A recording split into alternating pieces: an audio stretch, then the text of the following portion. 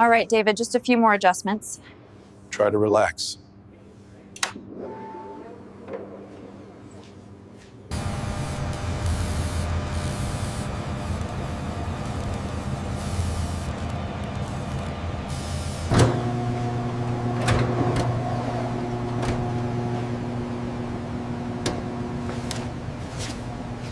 It was just a small sore on his tongue. No bleeding, no swelling. No one thought it would change his life forever. But then, a simple checkup revealed a journey no one in the family was ready for. Have you ever ignored a small sign in your body, or a silence in your family, only to regret it later? Share your story in the comments below. It started on a Tuesday morning, unremarkable, quiet, and cool, the kind of early autumn morning that David Miller had grown to love in Indiana. The grass still held dew, and a thin mist hung over the yard like a forgotten scarf. At 58, David's life had settled into a predictable rhythm, the kind that didn't offer surprises or demand much reflection. He had retired early after 3 decades behind the wheel of a long-haul truck. Now his days were slower, coffee by 6, the local paper by 6:30, and silence filling the gaps that used to be stuffed with diesel engines and radio static. He was standing in front of the bathroom mirror when he noticed it. A small red patch on the side of his tongue, just behind the molars on the left side. It wasn't big, maybe the size of a pencil eraser. It didn't bleed, it didn't sting, but it was there. David squinted, tugged the corner of his mouth wider with 2 fingers, and leaned closer to the mirror. Just a raw spot. He moved his tongue around a few times and decided it was probably from the bag of salt and vinegar chips he had devoured the night before while watching the Colts lose another game. Nothing serious. Probably a burn, he muttered. When Linda walked past the bathroom, he quickly closed his mouth. She was already dressed, hair pinned up, and her hands busy with something invisible as always. "Coffee's on," she said without looking. "Yeah, be out in a minute." By the time David sat at the kitchen table, the spot on his tongue had faded from his thoughts, replaced by the usual parade of local headlines and mild irritation that the coffee was a little too hot. Linda moved around him like she always did, quiet, efficient, and distant in that married for 30 years kind of way. Not cold, not warm, just there. They didn't talk much over breakfast. They hadn't in years. It wasn't that they didn't love each other. They just ran out of things to say, or maybe stopped needing to say them. After breakfast, David stepped onto the back porch with his second cup of coffee and watched the neighbor's dog bark at a squirrel. The morning sun was trying to break through the clouds, but the chill lingered. That's when he felt it again, the slight sting when he sipped, right where the red spot was. He clicked his tongue, annoyed, damn chips. But deep down, something uneasy stirred. It wasn't pain exactly, just the persistent awareness of something being off, like a rock in your shoe or a door slightly ajar. He didn't tell Linda. What was there to say? That his tongue was sore? That would earn a and maybe a worried glance. Linda had enough on her plate. She was still working part-time at the library, taking care of her aging mother, and managing their finances with quiet precision. She didn't need one more thing to carry. By lunch, the spot had dulled, and David moved on. He mowed the lawn, changed the oil in the truck, and fell asleep in his recliner halfway through an old Western. Normal Tuesday stuff. But when he brushed his teeth that night, the toothbrush grazed the same spot, and this time, he winced. It was sharper now, more defined. He stuck out his tongue again and angled the mirror, still red, maybe a little swollen. He rinsed with mouthwash and shrugged it off. By Thursday, the red patch on David's tongue hadn't gone away. In fact, it had begun to take on a faint white coating around the edges, like the outline of a small bruise. Still, he didn't say anything. Not to Linda, not to anyone.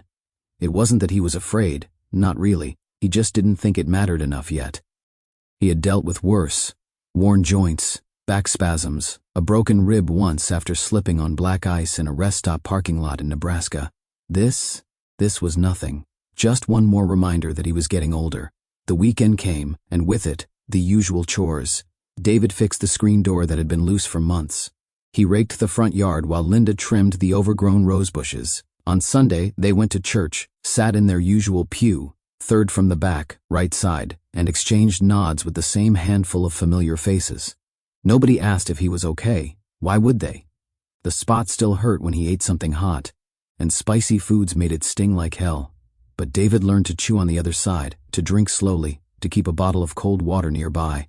These little adjustments became part of his routine, so much so that he stopped thinking of them as strange. That Monday, their son Jason called from California. David put the phone on speaker and leaned back in his recliner, letting Linda handle most of the talking. Jason was doing well, busy with work, thinking of visiting for Thanksgiving. Linda smiled, told him she missed him. David just grunted an occasional agreement. When Jason asked, "How's Dad?" Linda looked over. "Same as always," David answered, his voice steady. "Still here. He didn't mention the sore. What would be the point?" That night, while brushing his teeth, David accidentally jabbed the toothbrush into the spot. The pain shot through his mouth like a hot wire. He dropped the brush, gripped the counter with both hands, and stared at himself in the mirror. The patch was now raised, a little thicker than before. He rinsed his mouth, then cupped cold water in his palm and held it against his cheek, eyes closed. It wasn't just annoying anymore, it was concerning. But concern had never been enough to make David act, not when it came to himself. He went to bed without saying a word. Linda was already under the covers, reading with her glasses low on her nose. She glanced up when he walked in, then returned to her book. David lay in the dark, staring at the ceiling. The quiet buzz of the bedside clock filled the room. He could feel the spot pulsing inside his mouth, small, insistent, like a drumbeat he couldn't turn off. He told himself it would go away. Everything did eventually. He just had to wait. David didn't remember the exact moment his father stopped talking. It must have been sometime in the fall of '87, when the cornfields around their house turned brown and brittle, and the days grew shorter without anyone noticing. His father, a tall man with permanent oil stains on his hands and a deep smoker's voice, had been coughing for months. They all thought it was just the change in seasons or the dusty garage where he worked. But then he started losing weight, quietly, steadily, like a man disappearing without leaving. David had been 20 at the time, just starting out on the road as a delivery driver. He came home one weekend to find his father sitting at the kitchen table, staring at a cup of coffee gone cold. The man looked smaller, hunched into himself. David remembered asking, "You all right?" and his father replying, "Cold morning, that's all." But it wasn't the weather. It was something deeper, a chill that settled into the bones and never left. 2 months later, lung cancer, terminal. 3 more months after that, gone. David didn't go to the hospital much in those last weeks. His mother said it was okay that his father didn't want visitors. But the truth was, David couldn't stand seeing the man who used to fix transmissions with bare hands reduced to whispers and tubes. When the funeral came, David stood straight and dry-eyed. He never talked about it after. Now, decades later, as the sore on his tongue stubbornly refused to heal, David felt something familiar creep into his chest. Not panic, but recognition. The kind of knowing that comes from history repeating itself in slow motion. It had been 2 full weeks, and the patch had grown rougher, like a callus on the inside of his mouth. Still, it didn't bleed, it didn't throb, it just lingered, quietly, steadily. He made small adjustments to hide it. Switched to softer foods, chewed on the right side, avoided ice. When Linda cooked chili one night, he told her he wasn't hungry and made himself oatmeal instead. She raised an eyebrow but didn't ask. Their marriage had grown into a routine of silence padded by familiarity. If one of them didn't want to talk, the other respected the silence. That Sunday, David skipped church, said he felt a little off. Linda went alone. He stayed home and watched the morning fog roll across the back field, his old flannel shirt wrapped around him like armor. He ran his tongue over the sore every few minutes.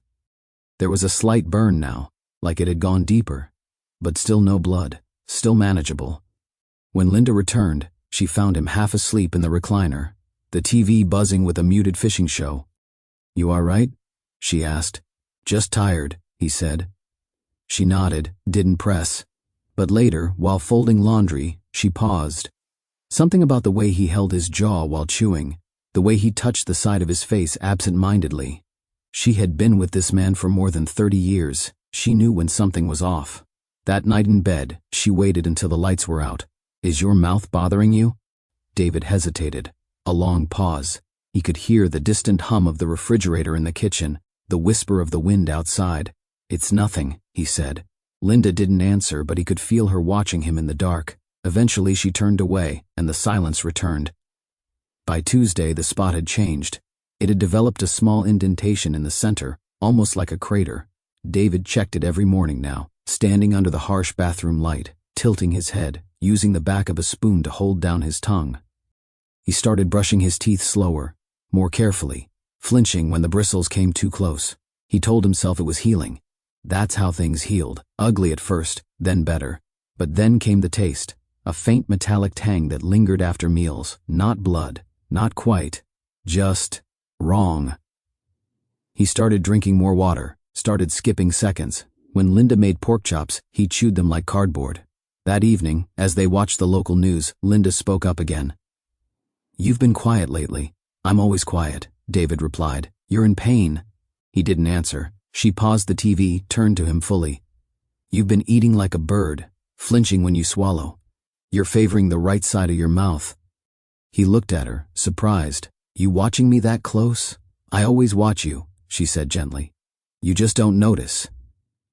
For a moment something passed between them, a flicker of the old closeness. But David, stubborn in ways even he didn't fully understand, broke the gaze and picked up the remote. "It's nothing, Lynn. Probably just an ulcer. Stress, then go get it checked." "I will." "When?" He didn't answer. She turned the TV back on, but the warmth had gone out of the room. Later that night, as she slept, David sat at the kitchen table, lights off, sipping lukewarm tea. The silence in the house pressed against his chest. He stared at the dark window and saw only his own reflection, older, heavier, with shadows under his eyes that hadn't been there last year. He thought about his father, about the coffee cup that had gone cold in his hands, about all the things he hadn't said until it was too late. David ran his tongue along the sore again. It felt bigger. It took Linda another 4 days to get him into the clinic. David hadn't agreed outright, but he hadn't fought it either, which in their marriage was the same as a yes. She called in on a Wednesday morning, said the words persistent sore and doesn't seem to heal, and they gave her a slot 2 days later. David didn't shave that morning, didn't wear cologne, just pulled on a gray flannel shirt, jeans and a windbreaker. The sky was flat and white, the kind of cold that didn't sting, just settled in. He stared out the passenger window most of the drive, watching the trees blur past, their leaves mostly gone now. When they arrived at the clinic, he let Linda do the talking. The front desk nurse handed him a clipboard and a pen. He stared at the forms, blinking at the tiny print. "Do you smoke?" "No." "Drink?" "Sometimes." "Any history of oral cancer in your family?" David hesitated. His father hadn't had oral cancer, but cancer, yes. The kind that came like fog and never left. He checked the box marked yes and handed the clipboard back. The waiting room smelled faintly of disinfectant and plastic plants. The chairs were hard. The walls were lined with pamphlets. Everything from gum disease to reconstructive jaw surgery. Linda sat beside him, reading quietly from her phone. David stared at a water stain on the ceiling and tried to ignore the quiet throb in his jaw. His name was called after 40 minutes. The nurse had a bright voice and tired eyes. She led him down a long hallway and into a small exam room with a high chair and a metal tray covered in instruments that gleamed too much under the fluorescent lights. Dr. Hansen was in his 40s, clean-shaven, precise in movement and tone. He greeted David, washed his hands, and asked him to open wide. David complied. The doctor peered into his mouth with a small light and a long mirror, frowning slightly. "How long has this been here?" "Couple weeks," David said. "Has it gotten smaller at all?" "No. Maybe bigger." Dr. Hansen nodded, leaned back. "Any bleeding?" "No." "Any weight loss? Difficulty swallowing?" "Not yet. Do you mind if I bring in a colleague?" David shrugged. "Go ahead." Another man came in, older, more serious, with thin glasses and an even thinner smile. He didn't introduce himself. "Just looked," asked David to tilt his head, then looked again. Finally, Dr. Hansen spoke. "We're going to refer you to a specialist," he said. "An ENT, ear, nose, and throat. I'd like them to do a biopsy." David blinked. "A what?" "A biopsy. They'll take a small sample of the tissue and send it to pathology. It's the best way to know what we're dealing with." "What do you think it is?" Linda asked from the corner. Dr. Hansen paused, choosing his words. "It could be something benign, a traumatic ulcer, but it's been a few weeks and the area looks suspicious. It's best not to guess." David nodded slowly. his stomach doing something it hadn't done in years. Twisting, they left with a referral sheet and an appointment set for Monday. Linda held the paper like it might crumble. That night, David sat on the back porch, wrapped in his old flannel, watching his breath rise in little clouds. He thought about the word biopsy, how it sounded clinical, harmless almost. But under it, there was weight, fear, finality. He didn't sleep much that weekend. Monday came too quickly. The ENT clinic was newer, sleeker, more polished. The receptionist smiled like she didn't know the weight of what people carried in. In the waiting room, David met eyes with a man who looked about his age, wearing a baseball cap that didn't hide the scar running down the side of his neck. The man nodded at him. David nodded back. There was something in that look, mutual recognition maybe. When his name was called, Linda squeezed his hand. He followed the nurse down another hallway, past posters of sinus diagrams and cross-sections of throats. The exam room was colder, the chair taller. A tray of instruments sat nearby, gleaming under the same unforgiving light. Dr. Patel introduced himself. Soft voice, kind eyes. He looked at the spot, palpated David's neck, then explained the procedure. We'll numb the area first, then we'll use a punch biopsy tool to extract a small piece of the lesion. You might feel pressure, maybe some discomfort. David nodded. Let's get it over with. The numbing didn't take long, but the pressure, he felt that. A tugging, scraping sensation deep in the side of his tongue, followed by a dull burn. He gripped the arms of the chair and focused on the ceiling tile directly above him. It had a crack shaped like a lightning bolt. When it was over, Dr. Patel handed him a cup of water and gauze.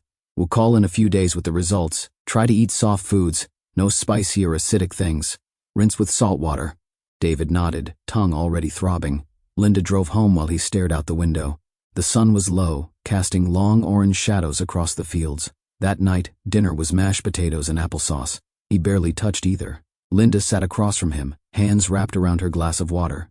You did good, she said. David just nodded. At bedtime, he brushed carefully, the sore now stitched and tender. Blood tinged the toothpaste pink. He spat, rinsed, and stared at himself in the mirror.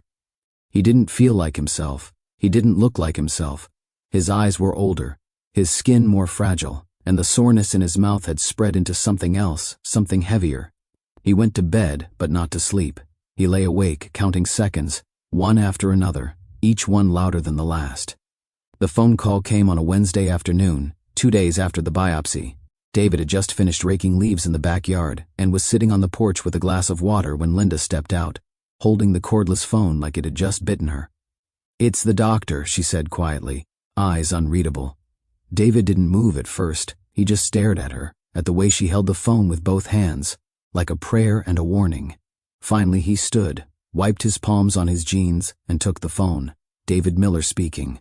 Dr. Patel's voice was calm, gentle, too gentle. David had been alive long enough to recognize that tone. It was the voice people used when they were about to tell you something irreversible. Mr. Miller, the doctor began, I have your results. The biopsy shows that the lesion is malignant. You have a squamous cell carcinoma of the tongue. David blinked. The words hit, but didn't land. He looked out across the yard. The trees were bare now. Winter was coming early. What does that mean? He asked, though he already knew. It's cancer, Dr. Patel said. A common form of oral cancer. It's in the early stages, stage 2, based on the size and depth. But it needs to be treated aggressively. David's hand gripped the armrest of the porch chair. His knuckles whitened. His tongue felt suddenly foreign in his mouth. I don't smoke, he said, not even sure why he was saying it. I know, the doctor replied gently. It can be caused by other factors. Genetics, HPV exposure. Sometimes we never find the exact cause. David didn't say anything. The silence stretched. Finally, Dr. Patel continued. We'll need to schedule imaging, CT, maybe MRI, then discuss treatment. Surgery is usually the first step, followed by radiation, possibly chemotherapy. How bad is it? David asked, his voice low. You're lucky it was caught relatively early. The survival rate is good with proper treatment, but we need to move quickly. David nodded, though no one could see it. Okay, he whispered. Thank you. He ended the call and sat there for a long time, the phone still in his hand, the autumn wind nudging the edges of the porch mat. Linda sat beside him without speaking. After a while she asked, What did he say? David swallowed. It hurt. It's cancer, he said simply. Linda closed her eyes. Her lips parted as if to say something, but nothing came. Instead, she reached out and covered his hand with hers. Her grip was firm, steady, the same way she'd held his hand the day they lost their first pregnancy, the same way she'd held it at his father's funeral. Neither of them cried. Not then. Later that evening, David went into the garage. He didn't turn on the lights. He stood in the dark, staring at the old workbench where his father used to build things, birdhouses, chairs, once even a boat that never made it to water. He could still see his father's hands, the way they moved with purpose, even when the rest of him began to fade. He remembered visiting the hospital toward the end. His father was thin, hollow-eyed, barely able to speak. David had walked in, holding a cup of black coffee from the vending machine. His father had tried to smile. "You bring me coffee?" he rasped. "Thought you might want to smell," David had joked, placing it by the bed. His father had reached for it, hand trembling. He held it near his face, closed his eyes. "Nothing better," he had whispered. Then he coughed. A long, wet, rattling cough that echoed in David's bones. 3 days later, he was gone. David sat on the stool now, 38 years later, staring at the same tools that had hung untouched for years. He picked up an old tape measure, pulled it out, watched it snap back. The sound was sharp.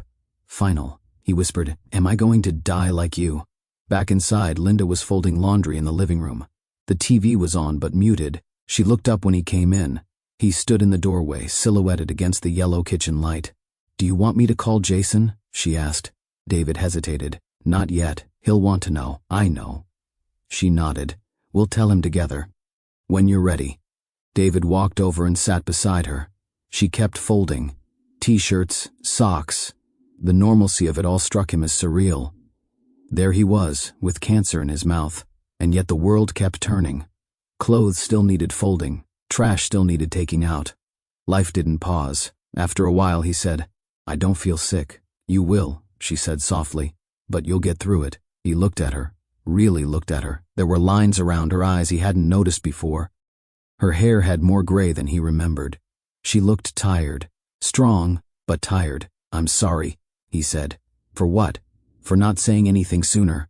Linda placed a folded shirt on the pile and turned to him. "You're here now. That's what matters." He nodded, tears stinging at the corners of his eyes. He didn't let them fall. Not yet. That night, in bed, Linda curled against him. Her hand rested gently on his chest. The weight of it grounded him. In the dark, he whispered, "I'm scared." "I know," she said. "So am I, but I don't want to die." "Then don't," she said. "Fight."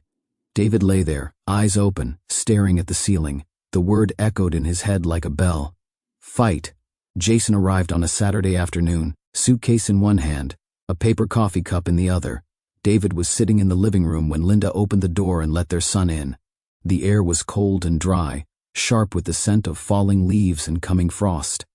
Jason stepped inside, taller than David remembered, a little broader in the shoulders, his hair shorter than usual. There were lines around his eyes now, stress, age, or maybe both. "Hey," Jason said, his voice cautious. David stood, nodding once. "Hey." There was a moment between them, a space filled with everything they hadn't said in years. Then Linda stepped forward and wrapped her arms around their son, breaking the silence. "You look tired," she said. Jason smiled slightly. "Work's been hell. You hungry?" "Always."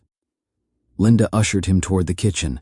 David sat back down, letting the moment pass without pushing it forward. They had spoken only a handful of times over the past year. Texts mostly, occasional calls that rarely lasted longer than 5 minutes. It had been like that for years. Not a fight, not exactly. Just distance. A slow erosion of closeness. The way time and unspoken disappointment could wear down a relationship until all that was left were polite updates and strained birthdays. That night, the three of them sat around the dinner table. Linda had made chicken and rice, soft enough for David to chew without pain. Jason picked at his food, glancing occasionally at his father, then back at his plate. "So," he said finally, "you want to tell me what's going on?" David didn't answer right away. He set his fork down carefully, wiped his mouth with a napkin, and cleared his throat. "I've got cancer," he said plainly. "Tongue." Jason looked up sharply. "Jesus." They caught it early, Linda added quickly. We're meeting with the oncologist next week. Jason sat back in his chair, shaking his head slightly. I had to hear it from Mom. David's jaw tightened. I didn't want to worry you. I'm your son, Jason said, his voice rising. That's kind of part of the deal. I didn't know how bad it was. Would it have mattered? David met his eyes. I didn't want pity. Jason scoffed. It's not pity, Dad. It's called being there. The room fell silent. Linda excused herself to the kitchen, giving them space. David stared at his son. He saw the boy he used to carry on his shoulders at county fairs, the teenager who had slammed doors and refused to speak after arguments, the man who now looked at him like a stranger. I know I wasn't the best father, David said. I wasn't home much. I missed things. I know that. Jason didn't answer. I always thought I was doing what I was supposed to do, David continued. Work, provide, keep moving forward. You were a ghost, Jason said quietly. You'd come home and sit in that chair and not say a word to anyone. You never came to my games. You didn't know the name of my best friend in high school. David looked down at his hands. I figured you didn't need me, he said. Jason exhaled, frustration simmering under his breath. I needed a dad, not a provider. I didn't know how, David admitted. I only knew how to work. Jason stood, paced a few steps, then stopped. He looked at his father, and for the first time in a long while, there was something raw in his eyes. Anger, pain, maybe even grief. You still have time, he said. David looked up. Do I? Jason nodded. Yeah, but you have to let me in this time. David swallowed hard. His tongue throbbed. His chest felt tight. I don't know how to be that man, he said. Start by not pushing me away, Jason said. Start by letting me help. The next morning, Jason offered to drive David to the appointment for imaging scans. In the car, they didn't speak much. The radio played classic rock at low volume. But something had shifted. An openness, a quiet understanding that hadn't been there before. At the hospital, David sat in a paper gown while Jason waited outside the exam room. After the scans, they walked slowly back to the car. David moved more carefully, now, aware of the tightness in his neck, the fatigue that came faster each day. When they got home, David sat on the edge of the bed, pulling off his shoes slowly. Jason leaned against the door frame. You scared? He asked. David didn't look up. Yeah, me too. David nodded. I hate feeling weak. You're not weak, Jason said. You're human. That evening after dinner, Jason disappeared into the guest bathroom. When he came out, his hair was gone, clean shaven, his scalp pale and smooth under the bathroom light. David blinked. What the hell? Jason shrugged. Figured I'd beat you to it. David stared at him. Something in his throat caught. He tried to speak, but his voice failed him. Instead, he reached out and put a hand on his son's shoulder. They stood there for a long moment, silent, connected in a way they hadn't been in years. Linda walked in, saw them, and smiled quietly before turning away to give them the moment. Later that night, David sat on the porch with Jason beside him. They didn't talk much, just sat, watching the stars come out, one by one. David lit a fire in the small backyard pit. The warmth was comforting, familiar. He looked at his son, the man he had missed for too long, and felt something uncoil in his chest. I'm glad you're here, he said. Jason nodded. Me too. The fire crackled. The wind rustled the dry leaves, and for the first time in a long while, David didn't feel like a ghost. The room smelled like bleach and stale air. A narrow window let in the gray light of an overcast morning, and the walls were painted a pale blue that tried, and failed, to be calming. David sat on the edge of the hospital bed, still in his jeans and flannel, a paper wristband snug around his left arm. He felt stripped of something, not just comfort, but identity. Clothes, routine, privacy, it was all gone now. Linda stood near the door, arms crossed, watching the nurse go through a checklist of pre-admission questions. Medications, allergies, emergency contacts. David answered in short sentences, distracted by the mechanical beeping from down the hall and the smell of antiseptic that clung to everything. You'll be sharing the room, the nurse said. We've got one other patient, Mr. Franklin Reed. He's been here a few days. David didn't respond. He didn't care. He didn't want company. He wanted this over with. A few minutes later, the door opened, and in rolled a wheelchair carrying a man who looked like he'd been through war, and laughed all the way back. Frank was thin but sharp-eyed, wearing a tattered Cubs cap and a hoodie that said Class of '69 in faded letters. His voice boomed even before he was fully inside. Hey there, You must be my new bunkmate. Don't worry, I don't snore, but I do talk in my sleep, usually about food. David blinked. Hi. Frank Reed. Ex-high school history teacher, 2-time divorce, world champion grumbler. He offered a hand. David shook it, surprised at the strength in his grip.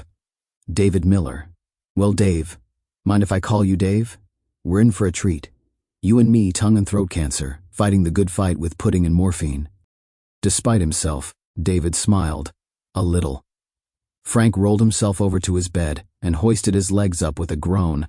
You get used to the mattress. Takes about 3 days. Just in time for them to kick you out. Over the next hour, nurses came and went, taking vitals, hooking up IVs, adjusting pillows. David tried to ignore the tubes and machines and focused instead on the window, which offered a view of a dying tree and the hospital's dumpster. But Frank talked like they were sitting on a porch with cold beer and baseball on the radio. Know what the worst part is? He asked, unwrapping a butterscotch candy. It's not the pain, it's the waiting for scans, waiting for doctors, waiting to see if you're going to make it to Christmas. David listened in silence. My first wife died of breast cancer, Frank said, sucking the candy. Toughest woman I ever met. Didn't cry once. I cry at dog food commercials, and she didn't shed a tear. You miss her? David asked. Every damn day.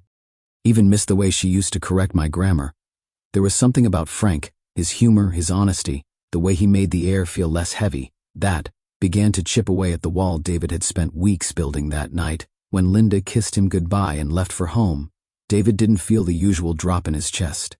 Instead, he listened to Frank hum the theme to MASH as he rearranged his blankets. By the second day, they were talking like old friends. Frank told stories from his teaching days, kids who tried to cheat on tests, prom night disasters, even a fire alarm prank that involved a goat. David found himself laughing, real laughter, for the first time in weeks. It's good for you, Frank said, grinning, better than any damn painkiller. David told him about the road, about truck stops in Texas and thunderstorms in Montana, about Jason and how hard it had been to be a father without ever really having one. Frank listened, nodding. It's never too late, he said, to try again. But on the morning of the third day, something changed. Frank didn't crack a joke. He didn't hum. He barely moved. His skin looked pale, lips dry and cracked. A nurse came in, checked his vitals, frowned. David sat up in bed. He okay? We're monitoring him, the nurse said, her voice clipped. Frank opened his eyes for a moment and looked at David. Guess the pudding caught up to me, he said weakly, then gave the faintest smile. That was the last thing he said. By afternoon, the curtain was pulled around his bed. Machines beeped faster, then slower. David stared at the ceiling, fists clenched under the blanket. He heard the soft rustle of nurses moving. A muffled voice called for a doctor. The beeping stopped. Silence. A few minutes later, 2 orderlies wheeled Frank out, covered in a white sheet. No announcements, no drama. Just gone. David sat in his bed, numb. He didn't cry. He didn't speak. He stared at the spot where Frank had been, his roommate, his friend, his light in the dark.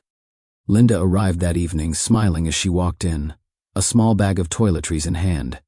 David didn't look at her. He's gone, he said. Who? Frank. Her smile vanished. She walked over, placed the bag on the table.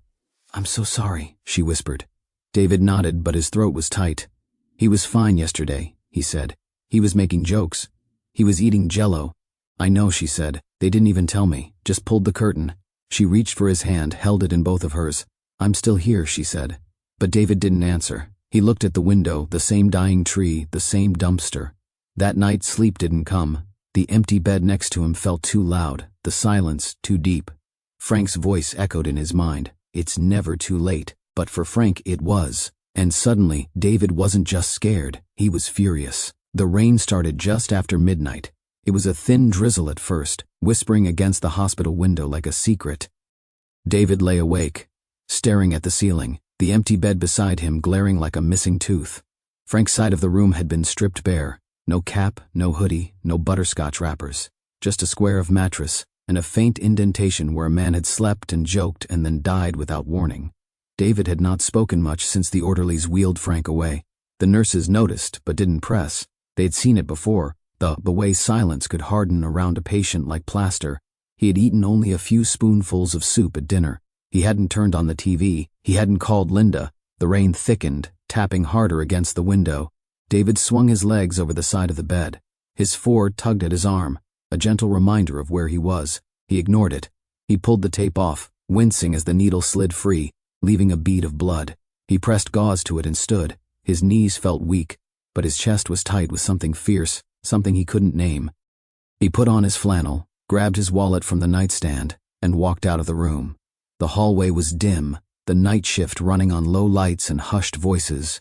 He passed a nurse's station, where a young woman was scrolling through a chart. She looked up briefly but didn't stop him. Maybe she thought he was just stretching his legs. Maybe she didn't care. He pushed the button for the elevator, then changed his mind and took the stairs. Each step down echoed like a drum. The stairwell smelled of damp concrete and cleaning supplies. By the time he reached the lobby, the rain outside had turned into a steady downpour. He walked through the automatic doors into the parking lot. Cold air hit his face like a slap. He didn't have an umbrella. He didn't care. He just walked, out past the line of cars, past the smoking area, past the dim glow of the hospital's entrance sign. The rain soaked him quickly, plastering his shirt to his skin. He felt it run down his neck, into the collar, down his spine. It was sharp and clean, almost painful. He kept walking, his sneakers squelching in the puddles. He didn't know where he was going. He just knew he had to move. He had to get out of that room, away from the smell of antiseptic and the empty bed and the echo of Frank's last smile. A block from the hospital, he stopped under a street light. The rain fell harder now, drumming on the asphalt. His breath came out in ragged bursts. He pressed a hand to his chest, not from pain but from the pressure of everything at once. Fear, grief, rage. "I can't do this," he whispered. And then louder, to no one, "I can't do this." He sank down onto the curb, head in his hands, water streaming off his hair, his face. For the first time since the diagnosis, tears came, hot, mingling with the cold rain. He didn't hear the car at first.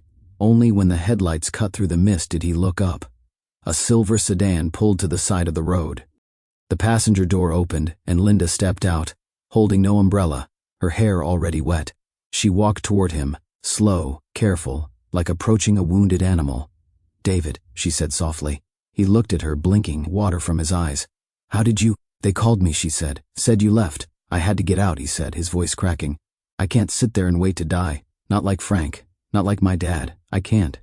Linda crouched in front of him, rain dripping from her eyelashes. "You're not dying," she said firmly. "You're fighting." "I'm tired," he whispered. "I'm so damn tired." "I know," she said. "I don't want you to see me like this. I've seen you like this before," she said. "Just not on the outside." He looked at her, really looked at her, her soaked sweater, her pale face, the steadiness in her eyes. She reached out and touched his cheek, cold fingers against cold skin. "Come back inside," she said, "please." "I'm not strong enough," he said. "Yes, you are," she said. "And when you're not, I'll be strong enough for both of us." He shook his head, tears spilling. "I don't know how to fight." "You already are," she said. "Every day you're still here, you're fighting." The rain hammered down around them, a curtain of sound. Linda did something she hadn't done in years. She began to hum, then softly sing the song from their wedding day, the one they used to dance to in the kitchen late at night. "I'll be there," she sang, her voice trembling but clear. Through the storm, through the night. David closed his eyes. The melody wrapped around him like a warm blanket despite the cold. He leaned forward until his forehead touched hers. "I'm scared," he whispered. "I'm here," she whispered back. He sat there for another minute, rain and tears indistinguishable. Then, slowly, he stood. Linda stood with him, her hand in his. They walked back toward the hospital together, the glow of its entrance like a beacon through the storm. Inside, the nurse at the desk looked up as they entered, relief flickering across her face. David didn't meet her eyes. He just let Linda guide him back upstairs, back to his room, back to the bed with the empty space beside it. He lay down, soaked and shivering, and Linda pulled the thin blanket over him. She sat in the chair by his bed, still dripping water onto the tile floor. He turned his head toward her. "Don't leave," he said. "I won't," she said. He closed his eyes. The rain continued outside, but in the room there was only the steady sound of his breathing and the quiet presence of the woman who refused to let him disappear. 3 days passed after the night in the rain, and the world seemed quieter somehow, less jagged, more bearable. David remained in the hospital, body sore, spirit bruised, but something had shifted, not dramatically, not like in movies. Just enough. Enough to wake up, sit up, eat the damn oatmeal. Enough to not rip out his IV and vanish into the cold again. Linda stayed every night after that. She slept in the stiff hospital chair, her legs tucked up awkwardly, her sweater balled beneath her head. Nurses brought her extra blankets. She refused to leave, and David no longer asked her to. Jason came by each afternoon, carrying coffee and quiet patience. He didn't push conversation, didn't ask questions. He just sat, sometimes reading a book, sometimes staring out the window with his father. One day, he brought an old photo album from home. "I found it in the attic," he said, flipping it open. "Thought maybe you'd want to remember when your mustache was trying to take over your face." David smirked, just a little. He reached out, flipping through the pages. Birthdays, road trips, a fishing trip when Jason was 12. There was a photo of the two of them by the lake, David holding up a bass, Jason grinning with a sunburned nose. "You were so small," David said, his voice gravelly. "I didn't feel small," Jason replied. "I felt invisible." David winced, not from pain but memory. Jason hesitated, then said, "You know, I used to think maybe you didn't love me." David looked up sharply. "Don't say that. I'm not blaming you. I didn't understand you back then. You were always gone, and when you were home, it felt like you were still miles away." "I thought I was doing the right thing," David said, "providing, working, keeping the roof over our heads." "I know," Jason said, "but I didn't need a roof as much as I needed you." The room fell into a heavy stillness. David stared at his hands. They were thinner now, veins more visible, skin looser. "I didn't know how to be close," he said. "My dad, he wasn't. He worked, he smoked, he died. I didn't want to be him, but I didn't know how to be anyone else." "I get that now," Jason said. "But back then it just felt like I didn't matter."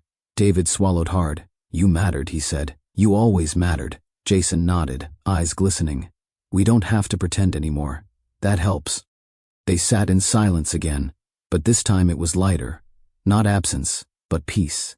That night, Linda helped David walk slowly down the hallway. The staff had allowed him a short stroll under supervision, and Linda, of course, insisted on accompanying him. He leaned on her arm, feet dragging in those cheap hospital socks with rubber soles. They passed rooms with open doors, soft beeping monitors, quiet conversations. Life and death held hands in this corridor. Back in the room, David settled into bed, breathing heavily. Linda pulled the blanket up to his chest and brushed a bit of lint from his sleeve. She hesitated, then sat in the chair, elbows on her knees, eyes focused on the floor. "There's something I should tell you," she said. David looked over, surprised. "Okay." She took a deep breath. "About 12 years ago, I almost left you." He blinked. "I had packed a bag," she continued, "had it in the trunk of the car. I was tired, lonely. You were on the road all the time. When you were home, we barely spoke. I felt like I was disappearing." David didn't interrupt. He couldn't. "But then Jason broke his wrist at school," she said. "You rushed home from a job in Ohio, 6 hours straight.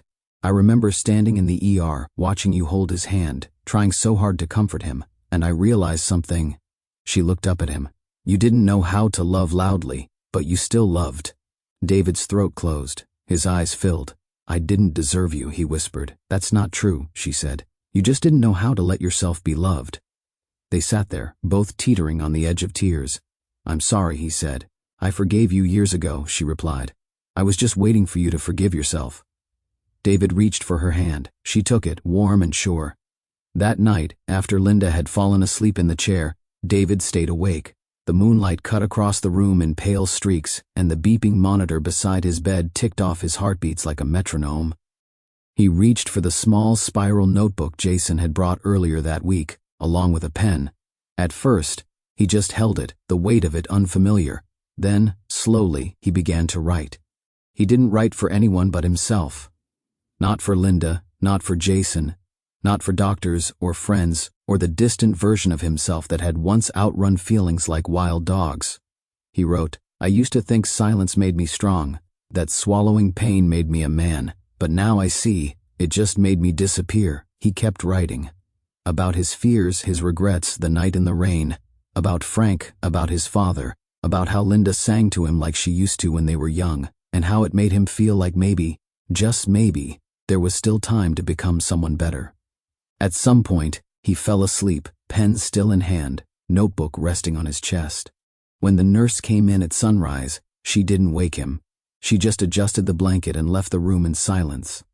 It had been 9 weeks since David's diagnosis, 7 since his surgery, and 3 since the last round of radiation left him barely able to eat a spoonful of mashed potatoes. But now, seated in a sterile examination room at the oncology center, with Linda beside him and Jason pacing in the background, David felt something he hadn't felt in months. Hope. The door opened, and Dr. Patel entered with a clipboard and a soft smile. He greeted them with the calm assurance of someone who had both good and bad news in his coat pocket. But, today, the lines around his eyes were relaxed. "We've got the post-treatment scans back," he said, sitting across from David, "and they look very good." David blinked. "Good how? No visible signs of cancer. The primary lesion has healed, and your lymph nodes are clear. As of today, David, you're in remission." Linda let out a soft gasp, covering her mouth with both hands. Jason stopped pacing. David sat very still, as if afraid any movement might shatter the moment. "Remission," he repeated, tasting the word like it was a foreign language. Dr. Patel nodded. "You'll still need regular checkups every 3 months for the next 2 years. But for now, we celebrate." David didn't cry. He didn't cheer. He just leaned back against the chair and exhaled so deeply it felt like he'd been holding his breath for weeks. Outside the clinic, the air was brisk, but the sun had returned. Linda wrapped her arm through his, her face still flushed with relief. They didn't say much on the ride home. David stared out the window, watching the world go by. Trees in late bloom, children riding bikes, a man walking his dog. Everything looked sharper, like someone had turned the contrast up on life. At home, Jason helped him out of the car and carried the bag of prescriptions inside. David moved slowly, but not from pain, from awareness, from a strange, raw reverence for each step. Later that evening, David stood in front of the bathroom mirror. He opened his mouth and examined the inside. The scar was still there, a pale arc where the tumor had been. His tongue was thinner now, movement slightly restricted. Talking would take practice. Eating still hurt. But he was alive. He turned on the faucet and splashed water on his face. When he looked up again, he saw not the man who had been broken in that hospital bed, but someone older, quieter, and still standing. Jason knocked gently on the doorframe. "Feel up for a drive tomorrow?" he asked. David wiped his face. "Where to?" Jason smiled. "Thought we'd go down to Cedar Lake. Haven't been there since I was a kid." David hesitated, then nodded. "Yeah, that sounds good." The next morning, just after sunrise, Jason packed a small cooler, a couple of folding chairs, and 2 fishing rods into the back of the truck. David wore an old baseball cap and a thick jacket. His hands were shaky, but he insisted on carrying the tackle box himself. The lake was quiet when they arrived. Mist hovered over the surface like a ghost, and the trees around the shoreline were just beginning to shift into fall colors. They found a familiar spot on the east bank, near a crooked pine tree that had somehow survived decades of storms. Jason set up the chairs and handed his father a rod. David took it with both hands, fingers curling slowly around the grip. "Feels lighter than I remember," he said. "You're just stronger now," Jason replied. David smiled. They cast their lines and sat in comfortable silence. Occasionally a bird called out across the water, or a fish jumped just out of reach. The world was still, like it was holding its breath with them. After a while, David reeled in and set the rod aside. He pulled out a small sandwich Linda had packed. Soft bread, no crust, turkey and cheese. He took a small bite, chewed slowly, and swallowed. It didn't hurt. He looked at Jason, eyes wide. "I can eat again." Jason grinned. "Told you. You just needed a better view." David chuckled, the sound low and warm. They sat for another hour, talking about nothing and everything. Baseball, weather, memories half forgotten. At one point, Jason looked at him and said, "You know, I used to hate fishing." David raised an eyebrow. "Because you'd take me out here, and we'd just sit in silence. I thought it meant you didn't want to talk to me." David's face softened. "It was the only way I knew how to be with you. I didn't have the words." "I know that now," Jason said, "and I think I needed the silence too. I just didn't understand it back then." David nodded, then looked out across the water. "I thought I lost everything," he said. "My health, my dignity, my family. But I didn't lose you." Jason didn't answer. He just reached over and gently squeezed his father's shoulder. As the sun climbed higher, they packed up and headed home. David moved a little slower, but not because he was tired, because he was savoring it. The crunch of gravel under his boots, the creak of the truck door, the scent of pine in the air. He was still here. That night, as he got ready for bed, David passed by the mirror again. He stopped, looked at his reflection, and this time, he didn't flinch. He picked up his notebook, the one he had started days ago, and flipped to a fresh page. He wrote, "Today, I ate a sandwich and felt the sun on my face. I fished with my son. I remembered how to laugh. I remembered that being alive doesn't mean being who you were. It means becoming who you still have time to be." He set the notebook down and turned off the light. In the quiet, he whispered into the dark, "Thank you." The grill hissed as the first slab of ribs hit the heat, smoke rising like incense toward the soft light of an early fall evening. The backyard smelled of hickory, charcoal, and something that hadn't been around for a long time: joy. David stood behind the grill in a denim apron, hands steady, eyes sharp, face glowing in the amber hue of string lights Linda had hung across the patio earlier that afternoon. It had been exactly 1 year since his diagnosis. He hadn't planned on celebrating.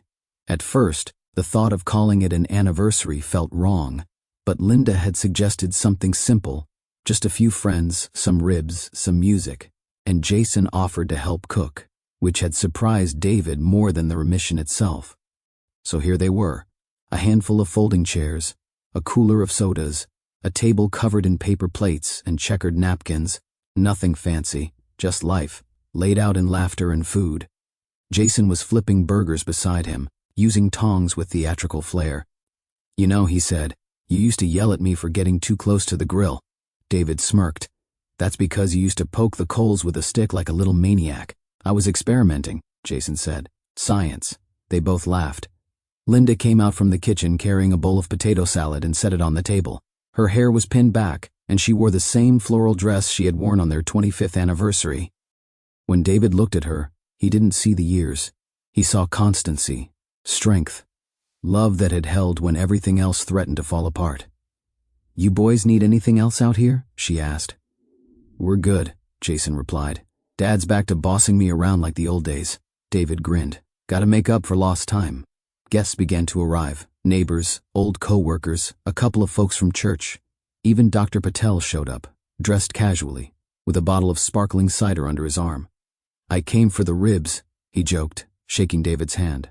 "You came for the miracle," David replied. By sunset, the backyard was filled with easy conversation, soft music playing from a Bluetooth speaker, and the warm clatter of forks on plates. Children ran barefoot in the grass. Someone brought brownies. Someone else brought a 6-string guitar. David sat down eventually, plate in hand. He'd been hesitant to serve himself, unsure if he could handle the meat. But Jason had cut it into small bites, arranged neatly with sides. David picked up a piece with trembling fingers and brought it to his mouth. He chewed slowly, no pain, just flavor, just memory. He closed his eyes. He remembered summer barbecues from years past. Jason covered in ketchup, Linda handing out lemonade, the dog barking at bees. He remembered himself, strong, silent, but present in ways he didn't understand then. He remembered being alive, and now, being alive again. "Good?" Jason asked, watching him. David opened his eyes, smiled. "Better than I remember." Jason sat beside him, biting into his own sandwich. "This is a good day." "Yeah," David said. "It is." Later, when the plates were empty and the stars blinked awake above them, someone handed Jason the guitar. He plucked a few chords, shy at first, then stronger. Linda sat on the edge of her chair, swaying gently.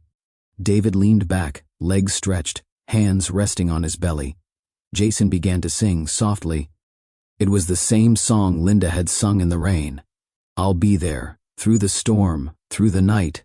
David felt the air change. People quieted. Even the children paused their game.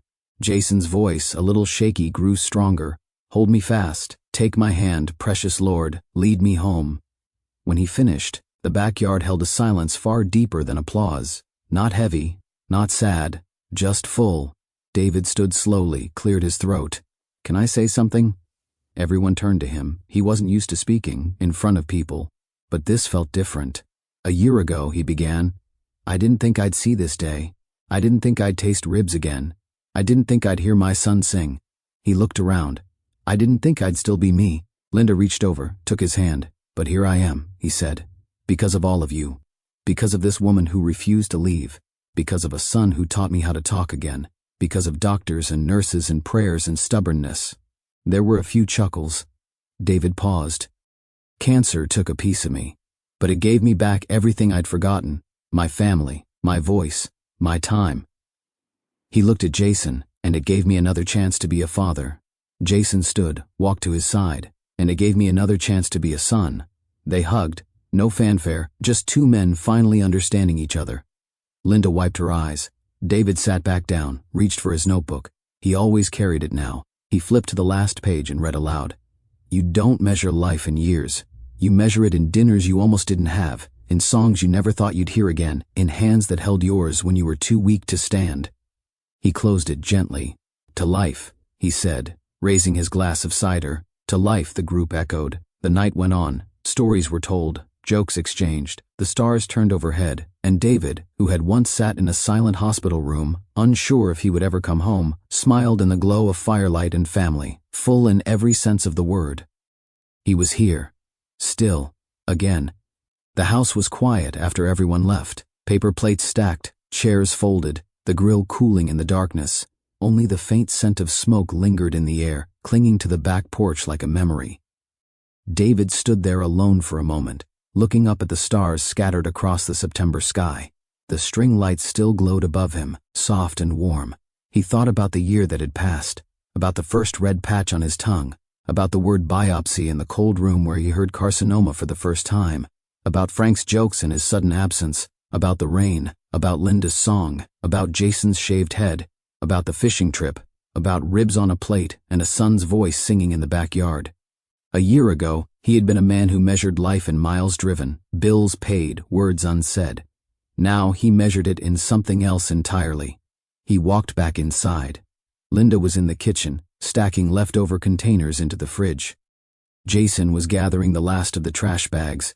They looked up as he entered. Need any help? He asked. Linda smiled. We've got it. Sit down. He did. He sat at the kitchen table, the same table where he had once hidden his pain, the same table where he had told Jason, I've got cancer. Tonight it felt different. It felt like a place where life returned.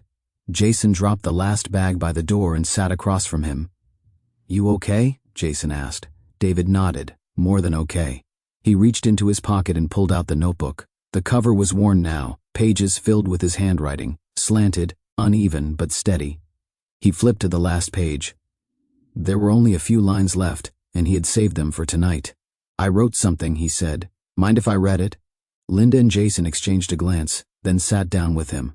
David cleared his throat, voice rough but sure. I used to think being a man meant being quiet, he read. I used to think pain was something you swallowed, and love was something you proved by working, not saying. I used to think time was endless, that a sore would heal, that family would wait. He paused, eyes glistening. I was wrong. Linda reached for his hand. I learned, he continued, that silence doesn't make you strong, it makes you vanish. I learned that love isn't what you provide, it's what you give, in words, in touch, in showing up. And I learned that time isn't endless, it's a gift, a meal, a song, a moment. He looked up at them. I almost lost all of that. But I didn't, because you stayed, because you came back. Because you taught me how to live when I thought all I had left was dying. The kitchen was silent, except for the hum of the refrigerator. Jason's eyes shone. Linda's thumb brushed his knuckles. David closed the notebook and set it on the table. I don't know how long I have, he said softly. None of us do. But whatever time's left, I'm going to spend it here. Talking, listening, loving out loud. Jason leaned forward. You already are. Linda smiled. You always were. You just didn't see it. David chuckled, a sound full of air and warmth. He pushed back his chair, stood slowly and crossed to the window. Outside, the backyard looked like a memory, string lights swaying, grass damp with dew, the grill covered for the night. He thought of Frank, of his father, of all the men who had taught him, in their own broken ways, what life was and what it wasn't. He whispered, thank you, not to anyone in particular but to all of it. Pain, loss, survival, the chance to begin again. When he turned back, Linda and Jason were still at the table, waiting. He went to them, placed a hand on each of their shoulders, and for the first time in his life said, without hesitation, I love you. They set it back, simple and sure. Later, after the kitchen was cleaned and the house quiet, David lay in bed beside Linda. The window was open, letting in a soft night breeze. He closed his eyes, not with dread this time, but with a kind of peace he hadn't known before. The vet Loet no, the small sore, had almost ended him, but it had also cracked open a door he hadn't even realized was locked. Through it he had found not just survival, but a life worth living. Sometimes, it's not the loudest pain that changes our lives, but the smallest one. A sore you ignore, a silence you carry, a moment you almost missed. But as David's story reminds us, it's never too late to come back, to speak, to love, to live fully even after fear. So tonight, as the lights go out and your world grows quiet, ask yourself, is there something small in your life that's asking to be seen? If this story touched your heart, leave a comment below. Have you or someone you love walked through illness, healing, or rediscovery? We'd love to hear your story. And if you believe in the power of real stories that heal and inspire, don't forget to like this video, subscribe, and turn on the bell so you never miss the next journey. You matter. Your voice matters. Thanks for listening. See you in the next story.